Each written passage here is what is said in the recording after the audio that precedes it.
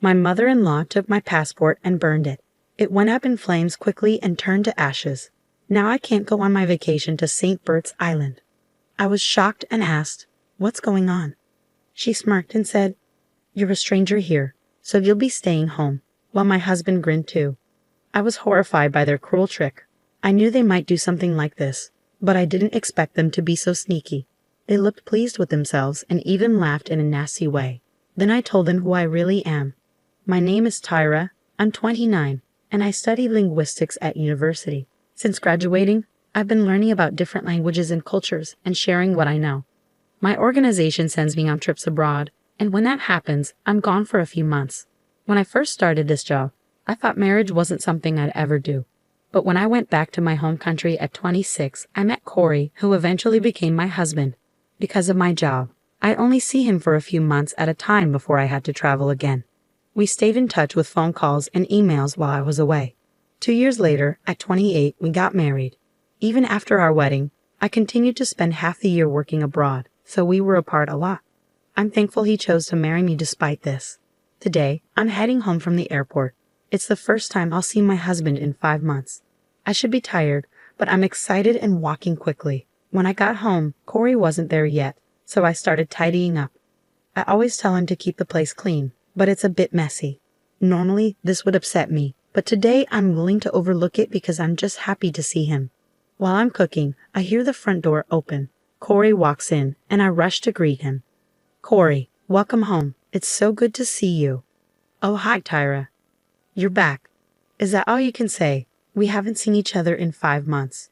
"Well, we've been living like this for a while, so I'm used to it." "What? Can't you at least say you missed me?" "Oh, what?" "I'm tired. Anyway, is dinner ready?" "Yeah, I just finished cooking. Let's eat." Eating with my husband after so many months feels like the best meal ever. Normally, I'd be happy with just this, but today feels a bit different. "Hey, Corey, why do you keep staring at your phone?" "What? What's the problem?" "Nothing's wrong, but I'm finally home." "You've been glued to your phone and haven't really talked to me. We've been in touch through calls and emails all this time, haven't we?" "There's nothing new to talk about now." "That might be true, but it's been a long time since we've seen each other like this." "So why?" My frustration with my husband's attitude makes my voice rise. It looks like my comment upset him. He stood up, put his phone on the table, and glared at me. "You know what? You were just on a plane, but I'm exhausted from work." "Got it?" "Hold on. I also jumped on a plane right after work. Didn't you talk to me like that?" "I didn't ask you to do that. You just rushed home on your own." "What? You don't have to say it like that. I missed you. I'm just saying I didn't ask you to come home. If you're going to be like this, don't come back at all. You're being annoying, Tyra." He slammed the table and stormed out of the living room, leaving his dinner untouched. What's wrong with him? Why is he being so cold? I haven't seen him in a long time. Was I the only one excited to see him? What's the point of coming home early if it's like this? Tears fell from my eyes and onto the table. Our reunion was even more disappointing than I had feared. The next day, his attitude didn't improve. When I greeted him with a good morning, he looked at me coldly. "I envy you," he said. "You get to relax at home all the time while I'm stuck working." "That's not true," I replied. "I have a lot of work to do, like summarizing our activities and preparing for the next training session. It's a lot of work, more than you think. Either way, it's something you can do at home. I wish I had a job where I could spend half the year like that." "You don't have to talk like that." "Well, I'm just a company guy, so I have to go to work.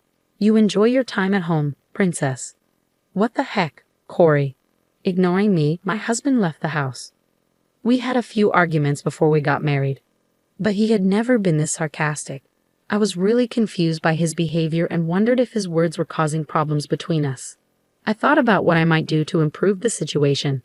While I was going through work materials, I decided to tidy up the house. As I was vacuuming and changing the bed linens, my phone rang. It was my mother-in-law. Feeling uneasy, I answered the call. "Hello, Tyra here." "Hi, Tyra. It's been a while. I heard you're back home and that you arrived yesterday." "Yes, that's right. And I also heard you upset Corey. He was quite angry." "I'm sorry, but it's nothing that should concern you.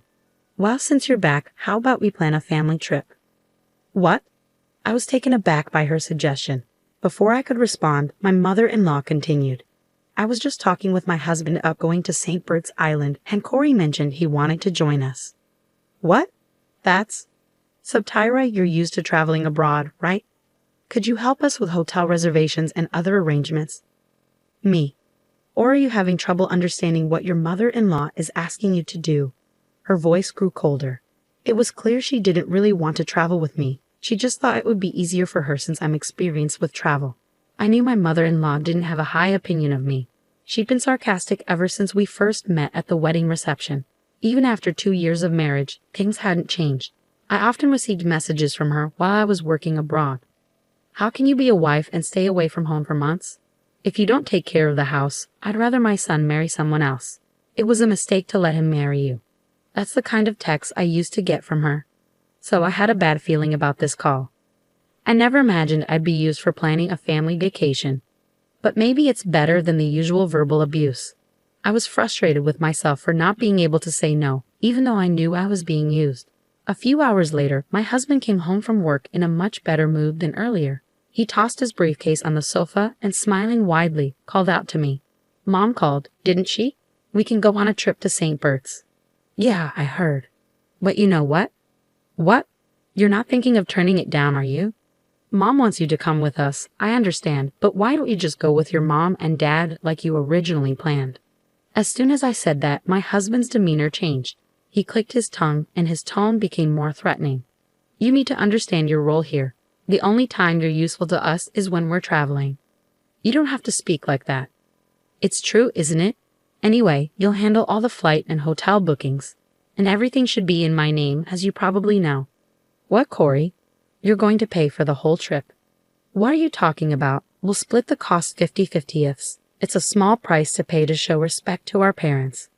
What is that supposed to mean? If you've got time to lounge around at home, make the reservations now. This isn't right. I don't want to. What are you mumbling about? My husband grabbed a beer from the fridge and drank it in one gulp. I had a lot on my mind, but I wasn't sure what might happen if I resisted. I felt embarrassed, but I had no choice but to do what my husband and mother-in-law wanted. I made all the arrangements for the flights and accommodations for the trip to St. Bert's, just as my husband had ordered. On the day of the trip, I was set to pick them up at my in-laws' house and head straight to the airport. A few days before the trip, I couldn't sleep. In the middle of the night, I noticed my husband, who was supposed to be next to me, wasn't there. I went to the living room and heard him talking on the phone with someone. Oh, it's okay. It's all okay, Mom. I'll be there first thing in the morning as planned. Mom, please handle the passport issue anyway. Seriously, I'm looking forward to it.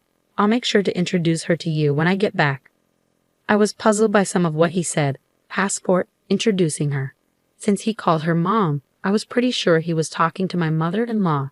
It seemed like there was something going on between them that I didn't know about. In the first place, it didn't sit right with me that he wanted me to go on this trip. What could they be planning if I went to my in-laws' house? I didn't have all the details, but I decided to stay extremely cautious until the day of the trip.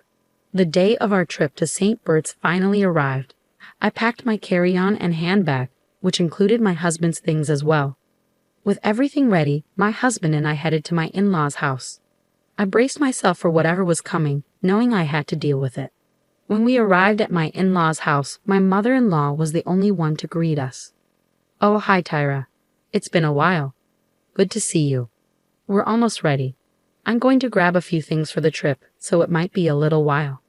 Okay, take your time. Oh, and Tyra, could you bring the carry-on case from the other room? It's heavy, so please get Corey to help you. Sure, I'll do that. I noticed when my husband and mother-in-law exchanged knowing looks. I kept my passport in my pocket, just in case. Following my husband's instructions, I carried the carry-on case back into the living room. There was my mother-in-law, smiling with a hint of mischief. She was holding my passport and grinning. Now you can't go on the trip to St. Bert's, she said. What do you mean? I'm going to burn this passport right now. What did you just say? I was just using you to handle the trip arrangements. What are you doing? You're a stranger here, so you'll be staying behind. Too bad. She went to the kitchen, lit the passport with a lighter, and watched it burn. The passport started to turn to black ashes in the sink. Once it was completely destroyed, she said, We did it. My husband cheered. Yeah, Mom, we made it. No, I said. It's just the three of us on this trip. We'll get to meet Corey's new girlfriend when we get back, right? Yeah, I already set that up, my mother-in-law replied. We don't need this useless woman anymore, my father-in-law said. You know when something isn't working. He pulled out his cell phone and showed me pictures of himself with another woman, looking pleased with himself. I'm not divorcing you for the sake of my reputation, but you'll be staying here while we go on our trip. When we get back, I'll move in with her, and you can leave. My mother-in-law laughed mockingly at his words. Their expressions were full of malice. At that moment, I knew I didn't belong in a family like this anymore. I forced a smile and said, By the way, whose passport is that? What are you talking about? It's yours, of course. I took it out of your handbag, so it's your passport. My passport is right here, I said, holding it up. What? Why? It can't be. I pulled my passport from my pocket and showed it to her. My mother-in-law's face went pale as she stared at me in panic. That's not possible, she said, her voice trembling. Yes, it's my passport. See for yourself. It seemed that my mother-in-law had snuck into my handbag and mistakenly thought she'd have found my passport. How could she have burned it without checking properly, especially with her malicious plans? Whose passport did I burn then? She asked, her voice quivering. I guess it was your son's passport that was in there. So you burned my son's passport? She asked, horrified. My mother-in-law turned white and began to tremble. My husband, furious, started blaming her. Mom, what have you done? I told you to be careful. I only found one passport in her handbag. Who would have thought it belonged to me? I don't care. You didn't check properly, and now look what happened. You're saying it's my fault? If you had checked from the start, I wouldn't have made this mistake. What the hell? Before long, they were blaming each other. I was furious and disgusted by their behavior. Hey, Tyra, do something. My husband yelled at me, but I was not about to back down. Seriously, who do you think you are? Telling me what to do. You cheated on me behind my back. How dare you? Both you and your mother are despicable. Hey, who do you think you're talking to? I'm talking to you and your awful mother. Don't think I'm just going to let this slide. You're going to pay me back for the affair and all the nasty things your mother has said to me. Be ready. Just then, my father-in-law came downstairs. What's going on? What are you doing? When I told my father-in-law everything, he was furious. The trip was canceled, my mother-in-law got a divorce, and my husband was disowned by his father and banned from coming home. I consulted a lawyer, and we finalized the divorce. I also demanded alimony from both my ex-husband and ex-mother-in-law. They had to pay the alimony in one lump sum and cover the cost of canceling the trip to St. Bert's. Since they didn't save any money, they had to borrow to cover the alimony. In the end, they managed to repay everything by borrowing funds.